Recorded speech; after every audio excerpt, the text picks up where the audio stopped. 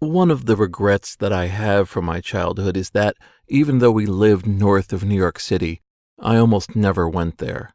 I can count it on one hand how many times in my teenage years I actually ventured down into the city. Looking back and finding out what was going on, I regret it even more. But one of the rare times I did go down there, it was at my behest, begging my family to take me. And I think I'd like to talk about it. It was the time that I went to an off-Broadway theater production about hackers. This is Jason Scott Talks His Way Out of It, a podcast about technology, history, and getting myself out of debt. Thanks to Jeff Atwood, Daniel Boyd, William Hearn, and the hundreds of other supporters on Patreon and elsewhere who have been supporting me and helping me get out of debt. Stick with me here. The play, which was about hackers, was called Hackers. It was created by Mike Eisenberg, a MIT computer science graduate. It appears to have been his main and only play. He wrote it while still at MIT, and I don't know how I first found out that this was going on. It had made some news because it was a computer-themed play in 1984. Naturally, I really wanted to go. This comes from a time when media about computers, or more specifically, about the experience of computers, was relatively rare. There were movies that had deadly dangerous computers that were, at best, abstract. But there wasn't anything that used computers as the backdrop for a human experience. Just one thing, though. I hadn't been to many stage productions at that point. Back in 1983, my father took me to my first Broadway show. It was Merlin, starring Doug Henning, a retelling of the tale of King Arthur from the point of view of the magician, with an excuse for him to do endless magic tricks. I found out later that this was the first Broadway production for a young Nathan Lane, who went on to quite a career on Broadway. I'd been up in the mezzanine watching this show full of all sorts of special effects and trickery, and I sort of thought that's what Broadway was. I'll just say that Merlin was a magic show with a little bit of a Broadway production draped over it like a cloth. It was not a standard musical. However, being brought to this theater at the age of 12, going up through these really beautiful old stairs, and looking down on this stage play, two things happened. First, I thought this was how all stage plays happened in New York City, and second of all, I knew I was going to enjoy it. Depending on how much you know about me, it's either really surprising or no surprise at all, my love for musicals. Absolutely love them, can't get enough of them, can sing entire songs from memory of all of my favorite hits. When opportunity presents itself, when tickets are cheap, I love going to Broadway musicals. I've attended dozens. It's been so rewarding and it touches so much of the showman in my heart. Back in 1984, with one Broadway musical under my belt, all I knew is I wanted to go back down there to that city and see this play about hackers. Two people stepped forward, my father and his sister, my Aunt Susan. Aunt Susan is such an important influence in my life. She was and is a wild spirit, a laugh that lights up the room. When I visited her apartment, it was a classic 1970s pad. Lava lamp, waterbed, beautiful prints, mirror with stripes on it, everything that I thought was literally groovy and cool before it became ironic to use those words. At the time when my father had a used sunfish boat that he had bought for $250, my Aunt Susan sunk her teacher's salary into buying a motorboat with twin 350 horsepower engines named Modern Girl, and the one or two times I went on the Hudson River with her, we basically were firing a rocket on water. She also shared a rare and unique power with both of her sisters in being able to call my father Bobby. Aunt Susan stepped forward and said she would accompany us down to New York City. In 1984, I was 13. I didn't know anything. I loved computers, but other than that, it got a little bit hazy. I had just come out of a school that I didn't like. I was now living in a town and attending a school that I did like. And due to living with my father, I had the top half of the house to myself, which I had filled with all sorts of computer toys and printouts and everything else that took my interest. We drove down to New York City, the three of us, with me totally open to whatever this show was going to be. I had no idea what the plot was. All I cared about were that my beloved computers were getting their chance to be on stage. The theater we went to, which was the Lion Theater, I had to look that up, was on 42nd Street.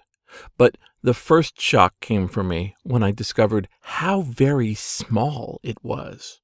We lined up, and when the doors opened, we were pretty much in the theater. It was a couple hundred seats at most, and we sat about halfway up, but that might as well have been in the lap of the actors. When I saw the stage, I knew we'd made the right choice. It was a computer center in the basement of a college with, to me, realistic-looking screens and keyboards and design that told me this was going to cover just what I wanted to cover. There was a screen in the theater to the upper right, which told us about different acts and titles, and at the time I didn't understand that it was projection, but I was just taking it all in. This was different than a musical. This was a straight-up stage performance. I'll outline the play in the most general of senses. It's about 4 computer students. One of them recently new to the computer center, so we kind of learn everything through him. There's a hacker who considers himself the greatest in the world, and he intends to beat the Turing test. Another older hacker is making a text adventure about his entire life, and there's a PhD student who is working on what she hopes will be the world's best chess computer. What goes on for the rest of the play are interactions between everyone about the philosophy of computers and what it all means, what a Turing test represents and why it's the ultimate goal. There's a little bit of intrigue, there's humor, there's sadness. By the end of it, everyone is changed a little bit, sometimes for the better, sometimes for worse. The toughest character is the hacker who's trying to beat the Turing test. He's there in almost every scene. He absolutely is pushing himself to the mental limit, and he's going a little bit crazy trying to go over what makes us human and how to emulate it, how to put all of himself into this computer and then beating this test for worldwide acclaim. The PhD student and her chess program is coming up against sexism, institutions, and trying to make her dream project happen. And there's lots of philosophy about what life is for in the text adventure being made by the graduate student. And yeah, if a play that focuses on a text adventure and an emulator sounds like it's up my alley, well, you're right. Processing the play for a 12-year-old is a little tough. 2 characters hook up. Some of them talk about really deep ideas about what life is about, where we're going, what it means. Most of the time, we're laughing at how the hackers act or making fun of different terms. Many of them I had never heard. I'd not really been ensconced in MIT hacker culture then, although I did find myself at MIT and doing a movie with MIT hackers some years later. What is a somewhat adult-themed play to a kid? Well, I know this play set off a fascination, a lifelong fascination, with the technical aspects of putting on a production. The screen that showed us when the acts were changing made noise, and everything would pan down, and we would see the screen tell us that it was Act 5, Act 6, intermission. The way that people moved around the stage, the design fit into this small theater to make it look like a computer data center, but of course it wasn't. All of this fascinated me as much as the script.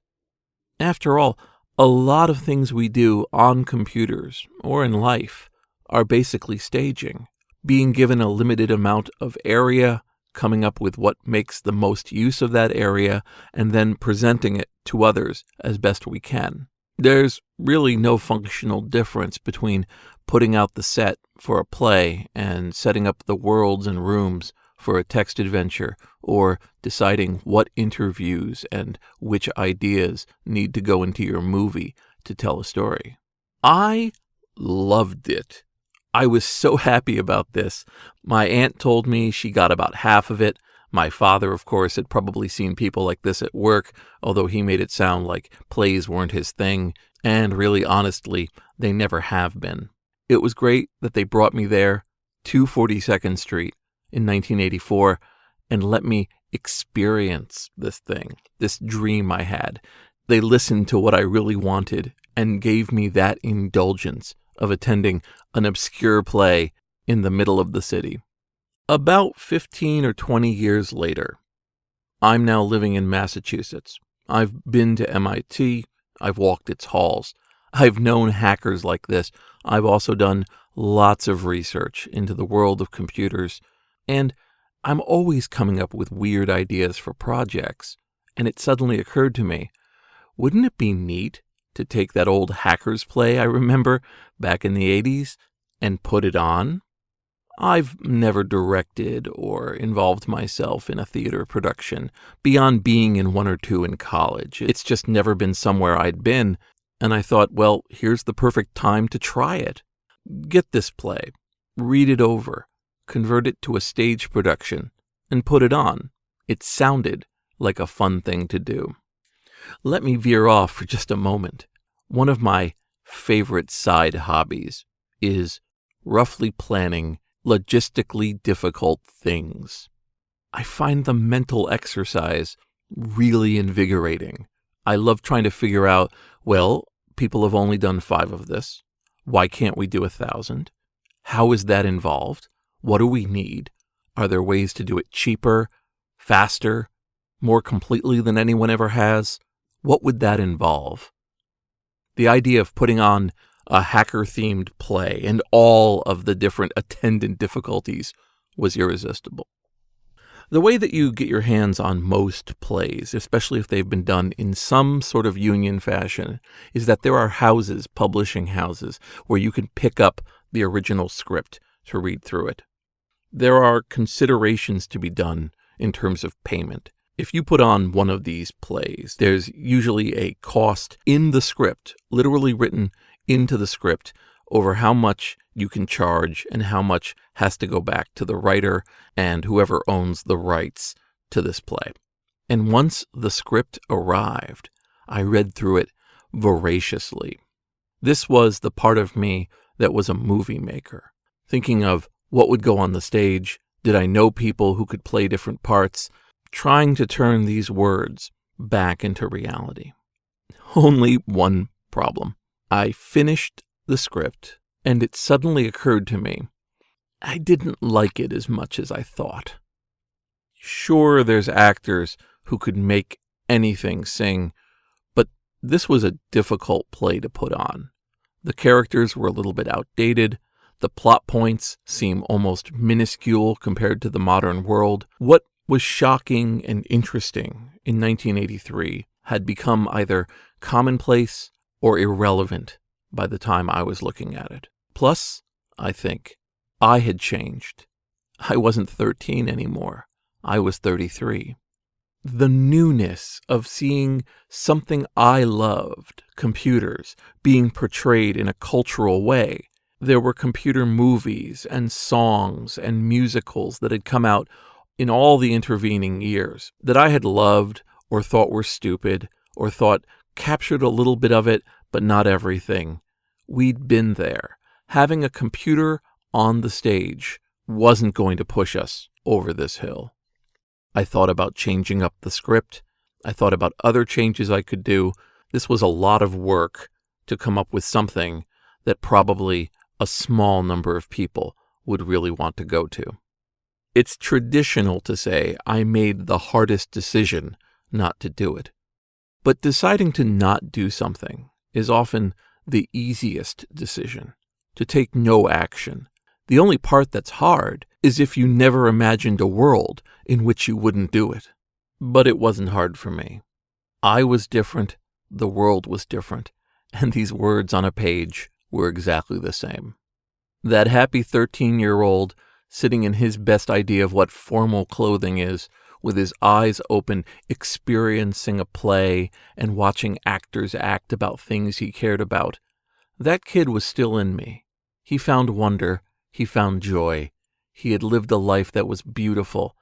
But there was no reason, honestly, no reason, to make a feeble attempt to capture that brilliant moment again. This is Jason Scott Talks His Way Out of It. Thanks to Mark Pilgrim, James Bekoyanu, Forrest Fuqua, and the hundreds of other supporters on Patreon and elsewhere who have been supporting me and helping me stay out of debt. My show notes always have links to things that I discuss, and I'll have links to where to buy or view parts of this play, but for somebody who just finds the MP3 somewhere, the author's name is Mike Eisenberg. The play's name is Hackers. It came out in 1984. It played at the Lion Theater on 42nd Street, and walking through New York City in 1984 when you're 13 years old is magic on Earth.